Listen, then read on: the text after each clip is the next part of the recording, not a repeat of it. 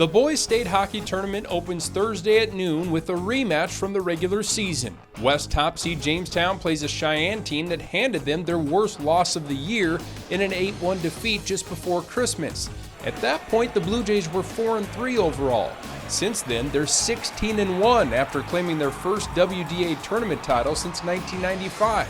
Backstopped by senior goaltender Brody Hillstrom, the Blue Jays have allowed only 2 goals over the past 6 games. Their offense has been just as much a part of their success. Junior Nolan Nenau leads the state in scoring by a mile with 31 goals and 31 assists. His line mate Hunter Nelson slots 5th in the state in scoring. Jamestown has never won a state title, let alone made the championship game, but this might be their best chance yet. Continue to do the things that we're doing, and it starts with goaltending, get good goaltending. We've gotten good goaltending from Brody here the past month. I mean, he's been outstanding, and then having the group of kids right in front of him, making it very, very, very difficult for them to get pucks to the net, and we've done a good job of that. And then obviously in the other end of the net, it always helps to put a whole bunch in the net, and I think if we can take advantage of our opportunities that we get next week, you never know. We're gonna have to bring energy. Really just work as a team. If we don't work as a team, we're not gonna win. We know they're good out there. We gotta bring our best game, and that's how we'll beat teams. For as much as the youth programs in West Fargo have been growing, you knew it was only a matter of time before Cheyenne cracked the state tournament field for the first time. I just don't think anyone expected it to happen this year in a state qualifier against defending state champ and perennial power Grand Forks Central. But here come the Mustangs, led by all EDC selection and leading scorer, defenseman Zach Moser. Cheyenne bobbed up and down all season, flirting with disappointment before ultimately making a state tourney run that had to not only go through the Knights, but also the rival Packers. The history has already been made, but now they're thinking, why not us? This is our first win against a Grand Forks team since our program came around, and to get it in the EDC tournament, playing game during a snowstorm at their house, all odds were kind of stacked against us, and there's no better feeling than to knock off a Grand Forks team to go to state. This feels great. It's my dad's old high school, so he told me to go out there and beat his high school for him, so it feels great. Our next matchup pits East 2 seed Davies against Minot. Davies may have lost the EDC championship, but outside of that, they lost just 1 game against a North Dakota opponent all year.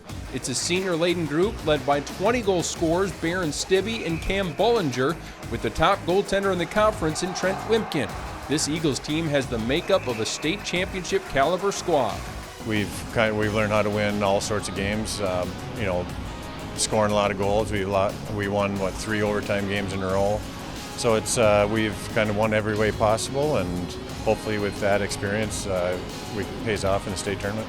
The Eagles will take on a Minot team that was at the top of the West Region standings all winter.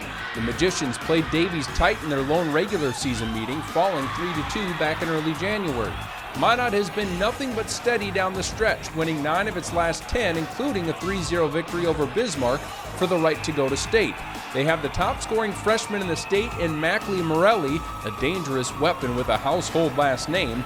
Defense is the key, though. The Magi are a tough team to generate shots on goal against.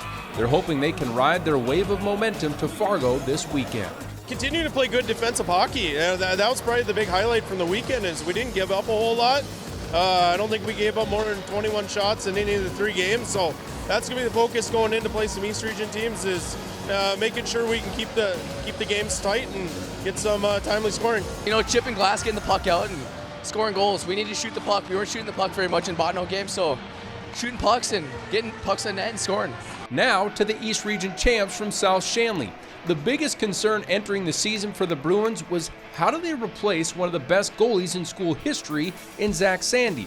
But junior Nolan Olsenowski has stopped that conversation, much like he stopped a ton of shots this winter as one of the top goalies in the state, boasting a 1.6 goals against average. Dean French has watched his offense pack a punch too. The Bruins enter state riding an 8-game win streak in which they've outscored opponents by a combined 36-10. Everybody talks about how offensive we are, but we stick to the base. We try to stick to the basics in defense and shutting other teams down first. I think our completeness, we rolled 4 lines against Red River, and we rolled 4 lines against Davies here tonight. And every line did their job, did what they had to do. The Bruins will take on the Cinderella from out west in Mandan. The Braves entered the WDA tournament as the 9 seed, but after an upset-heavy 3 days, they made their way through to state for the first time in 3 years. The Braves are coming off a 3-1 win over Bottineau Rugby in a state qualifier and feel that they're playing with house money, so why not keep this upset train rolling? We are definitely a young team here, but we've been playing together well this last week, and we'll just keep working towards state. We haven't had that in the past. We've relied heavily on our seniors, and we have 3 seniors, that play, and they do such a good role of just mentoring these younger guys, and these younger guys, like Trinity Anderson and Matt Hyder and Tate Olson and Tucker Horner, they just get that fire started for us, and then we continue to get that buzz and that energy onto the next shift, and continue on throughout the game. The last quarterfinal of the night features powerhouse program Red River against rookie program Legacy, who made state in year 1 under the guidance of former Grand Forks Central Knight and UND product Mario Lamrou. After winning only 2 of their first 9 games, the Sabres started to turn the corner and became one of the tougher teams in the West.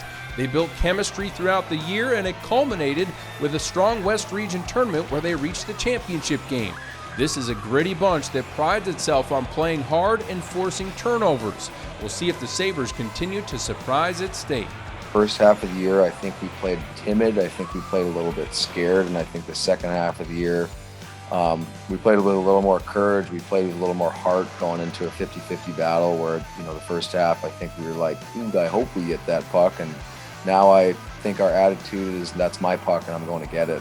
And I really just think we learned to play with a little more courage, a little more heart. And, a lot of those kids that maybe were timid have really stepped up, and, I think they play fearless now. Red River fans had to hold their breath as the Rough Riders were taken to double OT in the state qualifier, but sophomore Grant Gardner provided the heroics to send this team to the Elite 8. The Rough Riders take the term offensive balance to another level. They have 13 skaters with double-digit points and 5 skaters with double-digit goals. Carter Spruill leads the way with 16 goals and 37 points, but this is a team that's set to do some damage. We've had adversity all year long. We've had comeback wins. We've came back from 2, 3, 4 goals some games.